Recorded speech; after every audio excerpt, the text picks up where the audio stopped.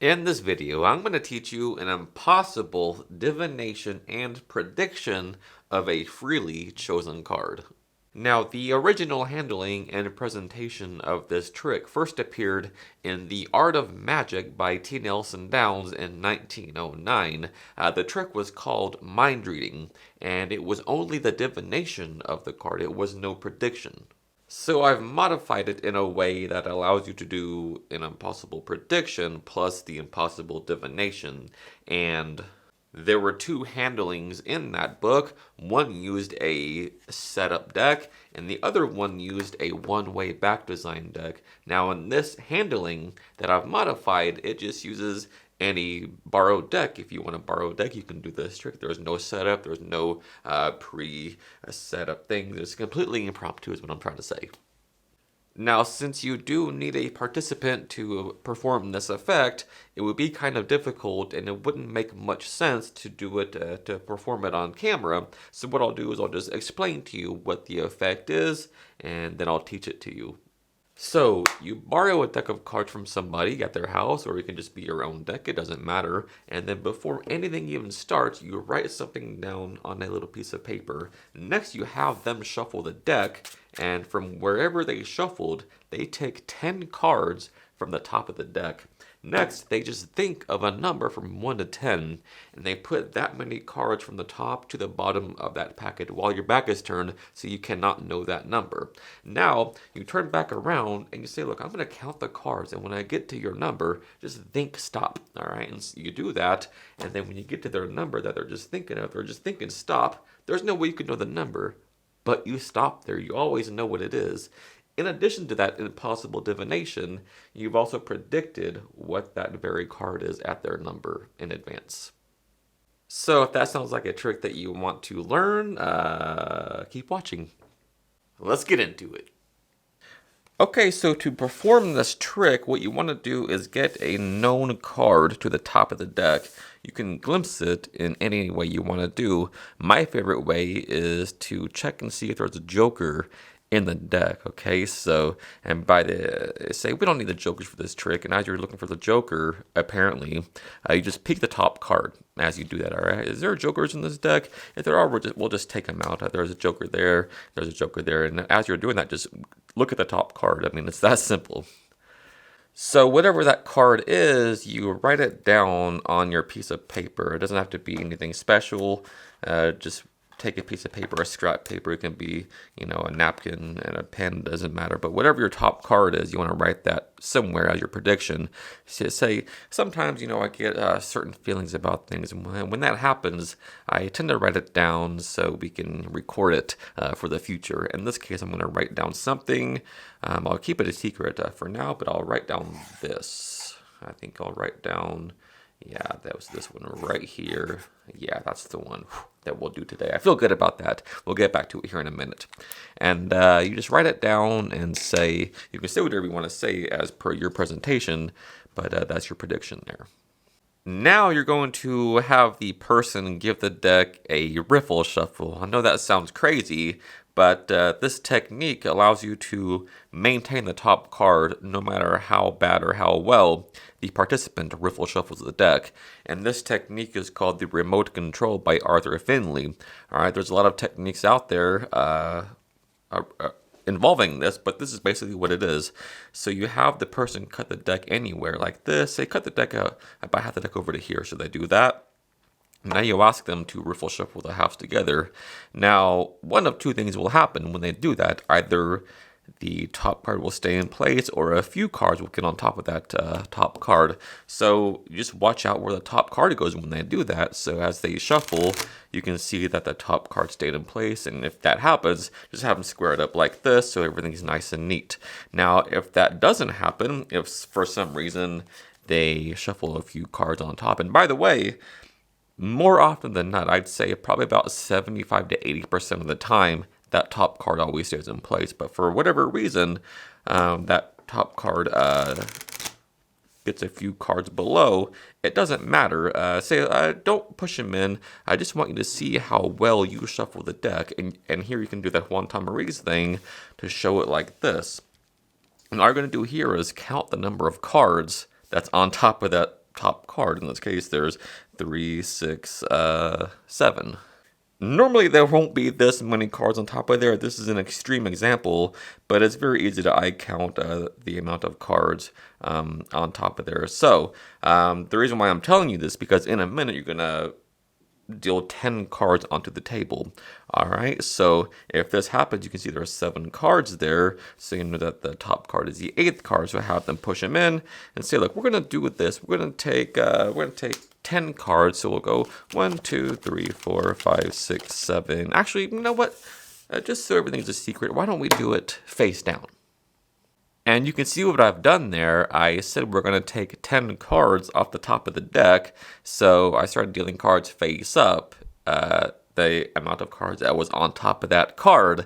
So that's a very good way to get rid of the cards that they shuffled on top before anything happens. Again, if it was like this, they cut the deck and they shuffle maybe 1 or 2 cards on top. Same thing. Just note how many cards are on top of that selection. In this case, it's just 2. So that's a very easy one. Have them push those in. And then you say we're going to take 10 cards on the top of the deck. So that's 1, 2. You know what? Let's do it face down. Okay, so we'll do everything face down. So it's almost like a moment of changing your mind, and you're gonna instead do it in a way that is more fair. But actually, what you're doing is taking away all the cards that they shuffled on top of that top card. All right, so it's a very nice little ruse there. In either case, you pick up the deck and say we'll take 10 cards. Now you want to keep the top card where it is, so just count it in your hands like this in a way that it doesn't reverse the cards. Okay, so you go 1, 2, 3, 4, 5, 6, 7, 8, 9, and 10, and then you give those cards to the person. Now, what you're going to do is ask them to think of a number from 1 to 10. Okay, so they'll do that. They'll think of a number from 1 to 10 and say, I'll turn it around, and what I want you to do is put that many cards from the top to the bottom of that little packet there. All right, so check this out. I'll keep it face up so we can follow it along, but in performance, it'll obviously be face down, okay? So it doesn't matter how they do it, because look at this. Let's say they think of 3. If they go 1, 2, 3 like this and put them on the bottom, it'll be the same if they did this, 1, 2, 3. So don't worry about how they do it, because it'll all be the same, okay? So let's say in this case they thought of 7. Most people do, so we'll just go with that, okay? So they'll go, and by the way, when your back is turned, you say, do it in a way, do it quietly so I can't hear anything. And you might want to like cover your ears for, dramatic purposes. Say, do it quietly so I could not know the number you're thinking of. All right, so they take the packet and they transfer their thought of number to the top to the bottom. So they go 1, 2, 3, 4, 5, 6, and 7 and put them on the bottom. Now you ask them to put the packet on the table. And at this point, when you turn back around, there is absolutely no way at this point that you could know what that card or know anything about the packet. You could not know their number because they're just thinking of it. Okay, so now what you're going to do here is Paul Curry's swindle switch move that seemingly mixes the packet from their choices, but all it does is reverse the order of the packet. Okay, so check this out. Now you say to them, I could maybe know something about the cards, or somebody could know something, or maybe the order of the cards, but let's make it even more, that would be impossible, that'd be stupid because you shuffled the deck. But just to really make sure, let's give this packet a little mix that's totally up to you. So I want you to randomize this packet. That's completely up to you, and we'll do this. I will either put a card straight down, or I will mix them first. It's up to you. Okay, so they'll do that. Just say switch or deal. It's completely up to you. So they do that. Switch, deal, switch, deal, switch, deal. Now all that does is reverse the order of the packet. All right, so that's 1, 2, 3, 4, 5, 6, 7. Their card will stay where it is. Excuse me, not their card, your prediction card. Okay, so you do that, and you say, look, there's no way I could have predicted how the cards would have ended up, especially after you shuffled the deck before, and after this, you didn't even know what order the cards would be in. But I want to try this. I want you to really think about your number. All right, just focus on it as best as you can, and we'll try this. Okay, I'm gonna deal the cards, and I'll say the numbers out loud, and when I get to the number you're thinking of, just to think stop. Okay, so only think it, don't say it out loud, and I'll try to pick up on your vibes. All right, so you do that, and all I gotta do here is look out for your card. All right, the card, your prediction, the Queen of Clubs. All right, we'll turn it face down so we can do this. All right, so when I get to your number, just think, stop, and just shout it at me in your head only. All right, so you go 1, 2, and by the way, you can look at them as you're doing this because, like in your peripheral vision, you can see what the cards are, so you don't have to stare at the cards. All right, that's 1, 2, 3, 4, 5, 6, 7. Ooh, I felt something there. Are you thinking of 7? And then notice how I like almost act like I was going to take the next card, and then I was like, ooh, and then I hesitated. It's because I apparently felt something in there, and that's what you want to sort of do. All right, so ooh, are you thinking of 7? That's crazy. I felt that. But notice there's a card, the Queen of Clubs at number 7, your thought of number. There's no way anybody could have known that. You shuffled the deck before anything started. You put these cards in your random order that you wanted. There's no way anybody could have known the Queen of Clubs would be at number 7. But like I said, sometimes I get a feeling about things, and before this started, I remember I wrote something down.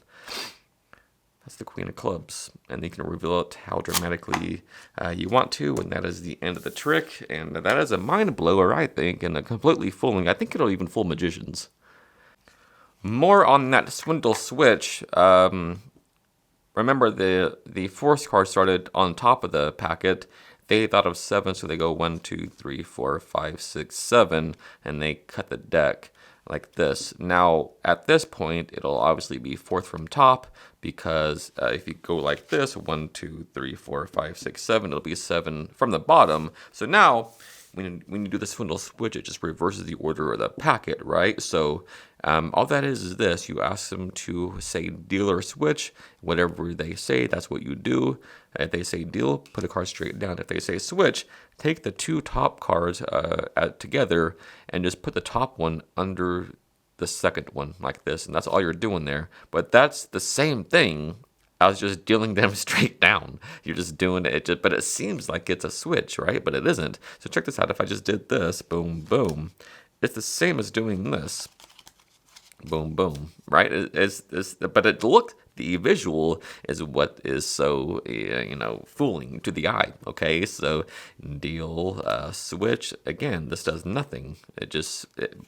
It seems really deceptive, right? But all it does is, like I said, reverse count the order of the packet. So now, not their card, but the prediction card will be 1, 2, 3, 4, 5, 6, 7 at their number.